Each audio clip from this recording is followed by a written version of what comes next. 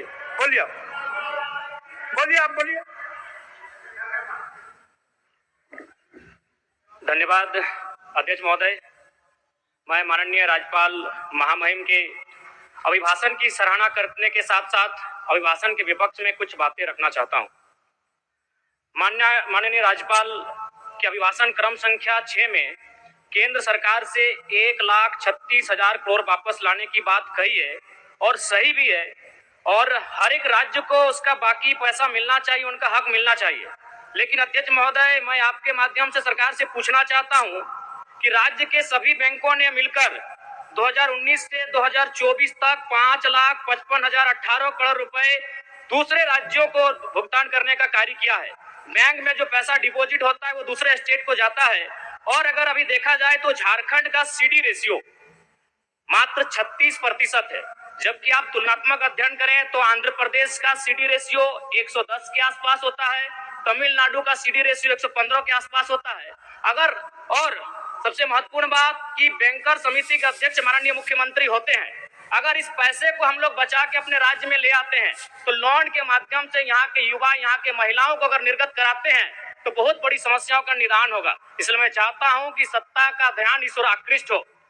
मैं आगे अध्यक्ष महोदय, राज्यपाल महोदय ने अपने अभिभाषण में शहीदों का जिक्र किया, शहीदों के विचारों को आत्मसात करने का जिक्र किया, लेकिन मैं कहना चाहता हूं कि शहीदों के उन्हें माला चढ़ाना, उनके विचारों को आत्मसात करने से कहीं ज्यादा जरूरी है शहीदों को सम्मान देना।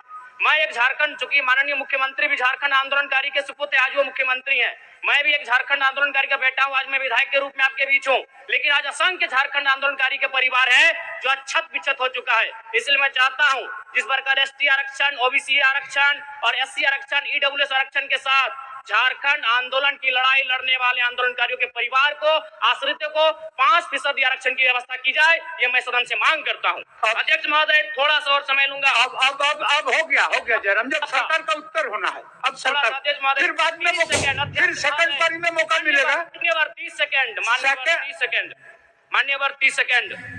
चलिए बोल लीजिए। राज्यपाल महोदय के अभिभाषण में इको टूरिज्म डेवलपमेंट कॉर्पोरेशन निर्माण की बात कही है, जो कि सराहनीय है। और मैं चाहता हूं, मेरे क्षेत्र में एक पारासनाथ में पुत्री गढ़ी आता है और टेलिया डैम आता है, उनका उस दिशा में भी डेवलपमेंट करने की दिशा में आगे बढ़ा जाए। और सबसे महत्वपूर्ण बात जो झारखंड के नाम में छुपा है, झाड़ और खंड, झाड़ यानी जंगल, खंड यानी जमीन भूभाग, एक बहुत बढ़िया संबोधन अभिभाषण रहा महोदय, जिसमें उन्होंने जीएम लैंड की जो रसीद 2017 में रोकी गई थी उसकी रसीद पुनः काटी जाएगी। लेकिन मैं साथ ही साथ यह भी चाहता हूं, क्योंकि झारखंड में जितने भी उद्योग स्थापित हैं, चाहे वो रांची का एचईसी हो, सिल्ली का हिंडाल्को हो, सरकार का उत्तर माननीय मुख्यमंत्री, यदि 20-25 वर्षों के बाद उन उद्योगों की जमीन खाली पड़ी है, रैयत को वापस कराई जाए, मैं आपसे ये मांग करता हूँ। धन्यवाद। सरकार का उत्तर सेकंड हफ्ते आपको दे देंगे।